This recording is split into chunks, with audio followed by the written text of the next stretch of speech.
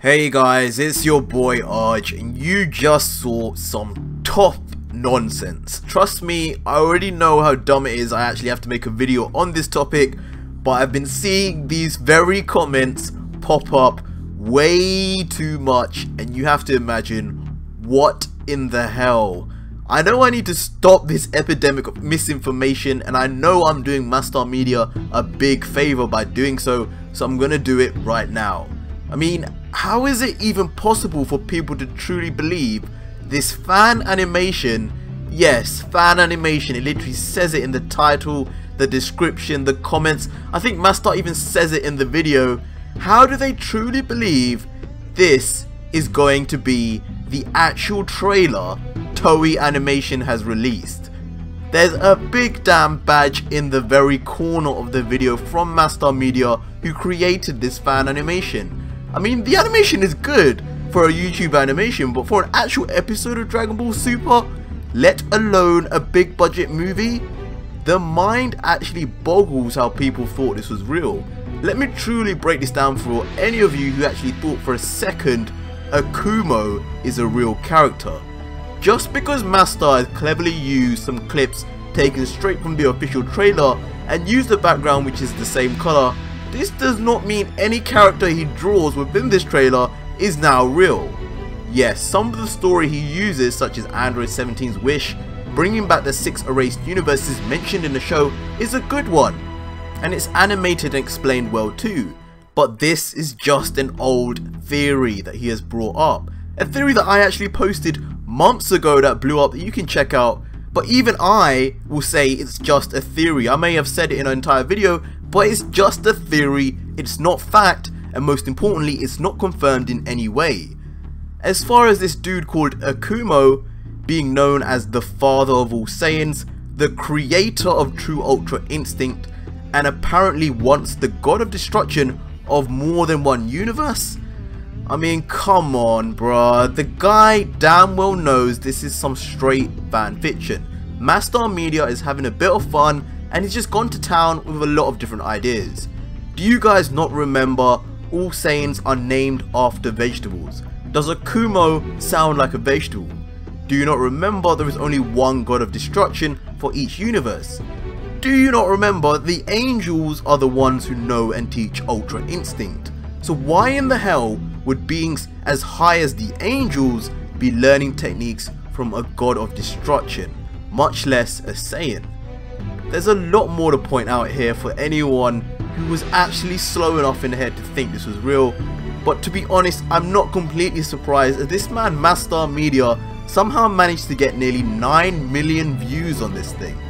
That's probably about 30 grand worth of revenue if Toei didn't copyright it, and trust me, as a YouTuber, I know how much money a video like this will make, as I also have my own animation out which I released recently entitled Dragon Ball Super episode 132 part 1, Vegito vs the Grand Priest, which is blowing up right now and you can check out. But I hope to God everyone who subscribed to me is smart enough to know it's not a real damn episode and completely fan made. At least I hope. But yeah, leaving all that behind and aside, in terms of fan animation, that trailer by Mastar, I personally really enjoyed it, and I actually have a full review on it that YouTube decided to glitch up on, so I didn't get as many views as I normally expected. So I'm just going to leave it here for you now at the end so you can check it out or rewatch instead of me just reposting it.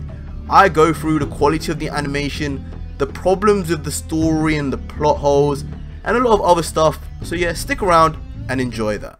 But moving on, so the animation begins with a nice close-up onto the snowy landscape that they are fighting on. Again, only really ever seen before in the Super Android 13 movie, before we see the animation straight from the movie of Goku jumping about. Really seamless, but I hope Toei don't slap this with a copyright strike. Mastar's own animation then comes into play, and we see his rendition of the new Saiyan. And he has gone pretty classic and safe with the armor choice, almost a one-to-one recreation of Turley's armor from the Tree of Might movie. The overall face and look of this Saiyan, however, has been done really well, with him looking down on Goku with natural hair that already looks as if he's in some sort of Super Saiyan power-up, even while in base form, with those glaring yellow eyes. Even the conversation we have between Goku and this new foe works extremely well, and Master has done a great job not only capturing the feel of the happy-go-lucky Goku, but also the very new and all-powerful tone of this new foe, with him questioning who even Goku is to challenge a being like him. The reveal of his name though, fitting for his demonic look, Akumo, coming from the root Japanese word Akuma meaning devil or demon, is slightly off of what we would expect a Saiyan to be called, regardless of him being the father of all Saiyans or not, since pretty much every single Saiyan, including the newly revealed Shallot, is named after vegetables. I would have rather a similar naming scheme. Now, after revealing he's the first ever Saiyan, as you would expect, Goku is even more riled up, and the use of the actual trailer animation mixed with Master's own was seamless enough to engross the viewer into the illusion that this was true canon work. Again, more interesting conversation occurs here, which is fitting before Goku asks what Akumo is after, and Master very cleverly delves into the hot talking point and theory that was mentioned here and other places a few weeks ago, which you all saw that is still being watched to this very day. The theory that when Android 17 wished for all erased universes back, that inadvertently also brought back the 6 erased universes that Zeno got rid of while angry. And it was also in that video I touched upon the possibility that as 18 is 3 sets of 6, the universes might be sets of triplets rather than twins, meaning a third universe containing Saiyans exist, and this is shown in animation perfectly. The rest of the story then becomes a bit strange, with Akumo claiming to have ruled over 3 universes, which, though a good plot point, seems odd as we have never ever heard of any god of destruction ruling over more than 1 universe, when it appears to be the job of the angels to make sure to find replacements for God of Destructions in each universe, seen when Whis asked Vegeta to replace Beerus.